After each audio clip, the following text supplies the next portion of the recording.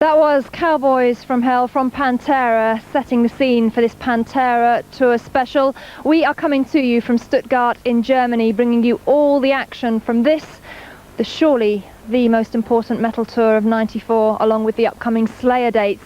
Now we're going to be meeting up with all three bands on the bill. It's a pulverizing lineup, and first up we're starting with the opening band Downset, who you may have seen on Biohazard's European tour a few months back, when Downset toured without even having an album out. So it was very much a face value kind of thing, and those dates went very well for the band.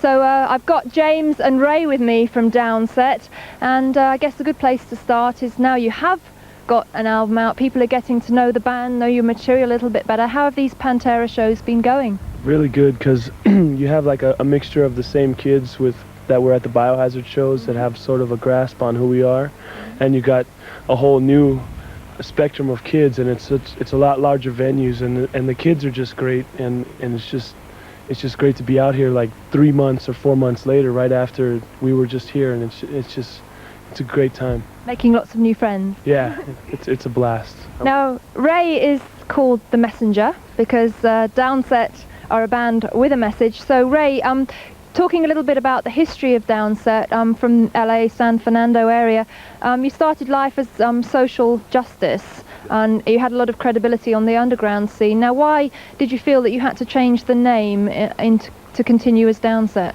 Well, you know, in the hardcore scene, you pretty much have like these values, you know, that we pretty much adore, you know, keep them by our side, and, you know, we try to stay, you know, humans mess up all the time, you know, but basically we wanted to change it because it was just, because I started the band when I was like 13 years old, and like there was nothing else to do on the streets, so it was an important thing to me, and I didn't want to, like, you know, the mainstream is cool and it's important, but the underground to me is practically like a sacred issue, you know, because I've put so much into it, and, you know, it was a birth out of something really, really detrimental, so it has like a lot of it's like a lot to me.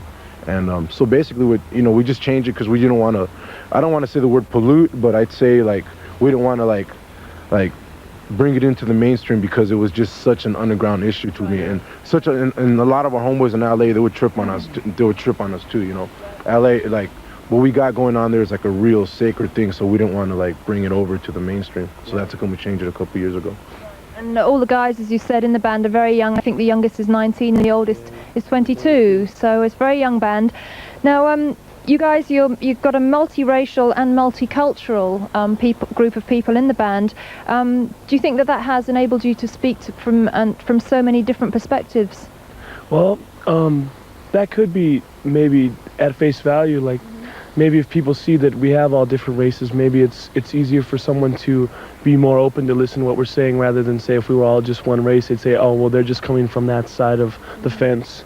But since we are like of different races, maybe people will be more open to hear what we have to say, because we are multicultural, and it shows that we are willing to accept each other's differences in culture. But it's deeper than just color, you know. It's like Ray writes the lyrics, and it's deeper than just, we never thought about, you know, well, we need to get a white guy in the band, or we need to get a, you know, it was just, we're just friends. That's what it comes down to. It was just, we're just friends. And I maybe that does do something for acceptance by an audience, but it shouldn't. Mm-hmm.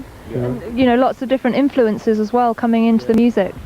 Well, musically, like most of the time when it comes to like the lyrics in the music, there's practically no prefabrication at all. We just kind of like, we don't say we want to sound metal or hardcore or more hip hop. We just do what we do, you know. Lyrically, the influences are, you know, like I just showed you the book I was reading. I'm into like, you know, a lot of like Martin Luther King and a lot of Gandhi, because like reading their literature like softened my heart, which was a very hard thing to do growing up in LA, you know. It's like you see the other side of the spectrum, so it's like it helps with a lot of progress when it comes to like your own life. So musically and lyrically, we just bust whatever we bust, like whatever comes out, you know. I mean, I was going to say that, like Biohazard, music has been your salvation, because you came up in crime-ridden neighborhoods and you could have really turned out as pretty bad people, but you found that music, you know, has given you a purpose in life. Yeah, like graffiti art and punk rock, and gave us an outlet, you know, to get out of, you know, the street, the gangs and the drugs and all all just the bad things going on back home, you know. Also, our spiritual beliefs helped get us out of what we were doing and helped give us a conscience. But yeah, hardcore really did do a lot for me personally, because, you know, I grew up with all the early LA, Southern California hardcore bands, playing punk rock and stuff like that. Well, we'll talk to James and Ray some more in the next interview segment, but right now we're going to see a video from Downset. This is their debut video. It's gone down very well on Headbangers Ball, I'm sure you'll be pleased to know. And this song was actually inspired, I think I'm right in saying, by the Los Angeles riots in 1992. The guys are nodding there, so I got my facts right. Anyway, here we go. This is Downset with the brilliant track, Anger, and we'll talk to the guys a little bit later on. Hostility towards the opposition. Excellent new video from Prong, Broken Peace, from their album Cleansing. And as you know, we're out on the Pantera tour, and we're talking to the opening band, Downset. They're on stage around about 7:30, and you should definitely get down in time to check them out live. We've got some live performance on the way a little bit later on from Downset as well. I've got James and Ray here. We're talking about their self-titled debut album. A little bit in the earlier segment, we were talking about you know, how hardcore and music had been like a salvation to you and been an outlet for your creativity and so on. And Downset is very much a product of the environment, I think it's true to say. Now, you've travelled a lot around Europe and so on. Do you see your problems as universal, or do you think that they are specific to America?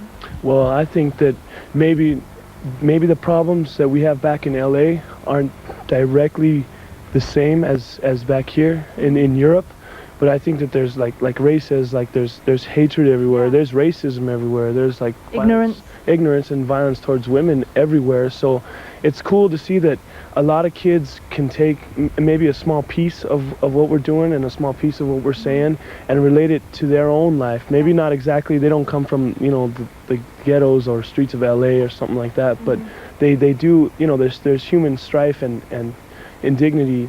It's universal. So it's cool to see that the kids over here in Europe, who, you know, even if there's a language barrier, they can take a little bit, and that feels great, because, you know, we never expected to end up here, and it's just great to know that maybe that I'm doing something that maybe helps somebody else, and even if it doesn't help anybody else, I'm helping myself.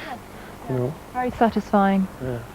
I mean, the lyrics are very literal, Ray, and I know that you take trouble to explain songs in between your live set. Why is this level of communication so important to you? I mean, would you feel that you'd failed if somebody just took on the music and didn't really absorb the message? Well, you know, music is different things to different people. You know, like, you know, people do music for they do it for their ego, they do it for money. You know, to me, if I'm not saying something with my music because of where I come from, you know what I'm saying? Because where I come from, it's like you can't waste a second, because literally life ends at the age of 18.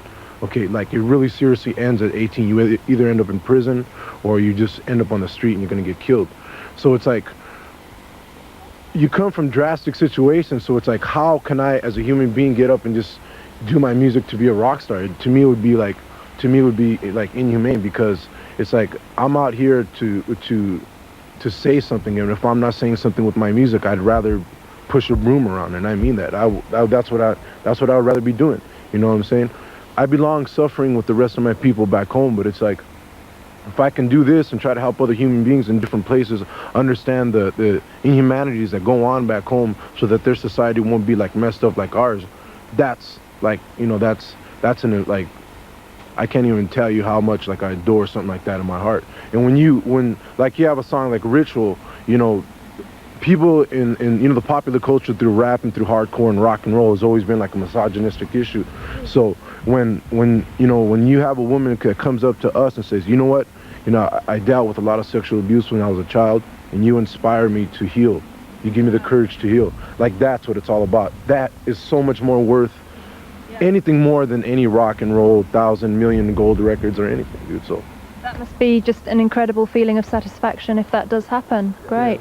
Yeah, because we come from a place where a lot of people don't get the chance to get out of even their own neighborhood, and that we're blessed to be here in Germany, you know, and to me, I would, you know, I need to use that opportunity to at least be trying for something, and it feels real good. Well, I must say it's very refreshing to me as well to hear that you have that attitude, because a lot of bands take it for granted that they can get out on tour and so on, whereas you guys, you're enjoying every second of it and appreciating We're very it. lucky, and I'd like to say a big thank you to Biohazard for helping get us on this tour. Biohazard we owe very much to, and I'd like to say hi to the guys in Dog Eat Dog, because they're great. They're over here right now too in Europe. I talked to them last week actually. They rule. They rule. They are awesome. So what would you say is the driving force behind Downset? Do you feel that you can educate people and turn people's thinking around about certain issues? Well, for me, it's if I can change my own self. I've done, like I said before, for me, it helps me with my own self, keeping my own thoughts straight and improving my own life. And if I can do that, I feel that I feel good about myself, and it's even better when someone else comes up and says, hey, that's really great. For me, it's a culmination of my spiritual beliefs and my wanting to reach out and do something better. You know, it helps keep me going. Okay, well, we'll talk to the guys some more very shortly, but we've got a new video on the way, and in fact, this is connected to you guys in a very kind of indirect route, because it's the new video from Bruce Dickinson. Now, Bruce, baby, what's up, Bruce? We love you, bro. And of course, he worked with your producer, Roy Z, who we're going to actually talk about very shortly. So a little connection going on here between Downset and Bruce Dickinson from his new album, Balls to Picasso. Here is Brucey with a great new video for the track Shoot All the Clowns. It rocks.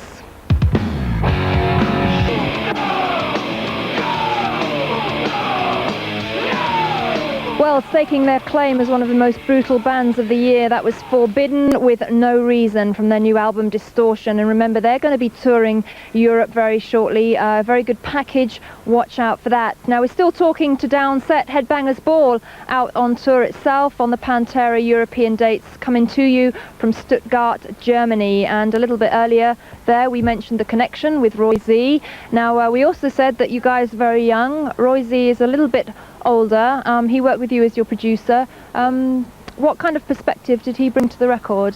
Well, he kind of, in a way, brought the best out of us, because we'd be recording and like kind of be exhausted, and he'd do something real goofy and stupid and be like, come on, man, you could do it, man. And be like, all right, fine, I'll do it. I'll try one more time. You know, he's a great friend. It's cool because it wasn't like, it didn't come into play as the position of a producer being hired by the band. He was our friend, first of all, when we were social justice, when we didn't have any money and we were putting records out, because I worked at a clothing store and we were all pooling our money together, and he was just our friend. We were putting out cheap little records on our own. But so then when it fell into this arena of being like on a major label and having money, and he became our producer out of friendship rather than dollar signs, and it was a very good blend. Good. Very cool. Now, we've also talked a little bit about the agenda of Downset, and you are dealing with some pretty heavy subjects. Do you feel optimistic for the future of the world, for mankind? How do you feel? Well, for me, like back home in Los Angeles, because that's all I can speak about, because I don't know the mechanics of the system here in Europe. You know, a lot of government, like imperialism and stuff, but for back home, I pretty much, like, the honest truth is that I've lost hope in the system, the mechanics of the system, but I haven't lost hope in the fire and the flame of the people. You know, in the last year, like, you know, a lot of the lyrics that we first wrote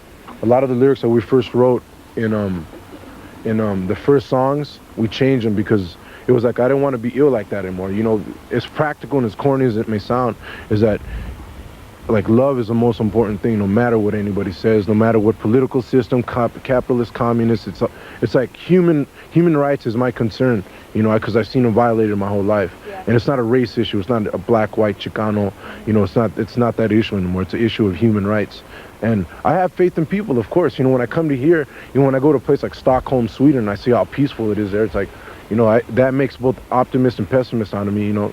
But you know, I really do have faith in people that you know, that we can, like, have some type of respect. And for me, it's been an even balance of like political awareness and spiritual like movement, you know. So it's been both for me. And if it wasn't for the hardcore scene, like, then, you know, that we would be either dead or in jail. So that's what it comes down to. You feel strongly about animal rights as well? Yeah, anything that, to me, like anything that lives, you know what I'm saying? Animal rights is important. When you deal with animal rights, and you deal with ecological awareness and stuff like that too. So when these Pantera tour dates finish, I think that you've got UK dates coming up. Tell us a little bit about that. Well, we're going to be doing a small, I guess, headlining tour of UK, like Scotland, like London, like Ireland and stuff like that. And we're just going to be doing some small venues like 200, 300 seaters with local sweaty clubs. Yeah, that's the best. Little hardcore shows up in your face, you know, and it's with local support. So it's cool that we'll be able to see like some local English bands, maybe like get some like there's a band called Fabric and there's a band called Understand maybe, but maybe we can get some of those guys out. But I just am going to be good to see those small clubs again and see those kids in your face going coming up on the stage. Yeah. And it looks like we got a couple shows with Slayer in Ireland, like Dublin and Belfast. So that will be a trip. So it really couldn't be going better for Downset. No, and we're very lucky and we're very blessed. Well, thank you very much for talking to me. I have been looking forward to talking to you. And I mean, I know that you get a lot of points across in your music, but may I also say that the feedback that we have from viewers that see interviews and see you talking about your beliefs and so on, people out there really do get a lot from just hearing you talk and hearing your views, and you know, I can relate to a lot of the things you said, so it's very nice to talk to you. Well, I'd like to say thanks to all of those guys then, you know, thanks to all those kids who buy our album and read the lyrics and come to the shows, because that's what we're here for. We're here for you guys, you know. Yeah, that's the most important thing to us. Like, I don't even care if we sell one record, 5 million records. It's like the people, like the most important thing, because all those kids, man. It's not for the people. It's like there's no bands, you know. It's just practical, simple as that. They've made our time over here in Europe absolutely great, and we owe them everything. Great. Okay, well, thanks very much for talking to me. Good luck with everything to do with Downset. Very good things happening for the band, and this is our first short break coming up right now, and taking us into the break, we're going to show you a little bit of Downset opening up for Pantera on the Pantera European tour. And stay tuned, because after this live performance and our short break, we're going to be hooking up with the band next up on the bill, and that is The Almighty, and I'll be talking to Ricky and Stumpy about their new album, Crank. So stay tuned. Here we go, Downset live.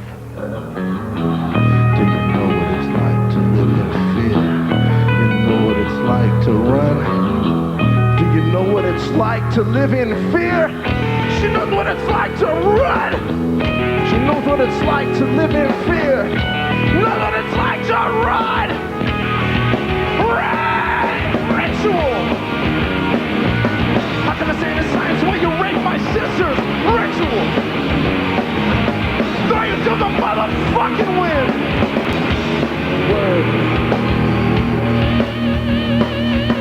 What have we done to mother, sister, daughter, lover? Beat them down to submission into that corner of constant humanity, reduced to a sexual commodity. Objectification, pretty fit, more than image is damn. They thought that he met the man. She's more than booty to me. Bypass your sexual tradition, your sexism, what you want me to learn. Surrender, gender, hate to fit, kill a compassion, return. 1 out of 3, and they say my sisters are free. Rated by hate to pop, what came to my side? Change over, reaching, victimizing my sister. Physical rape for psychological murder.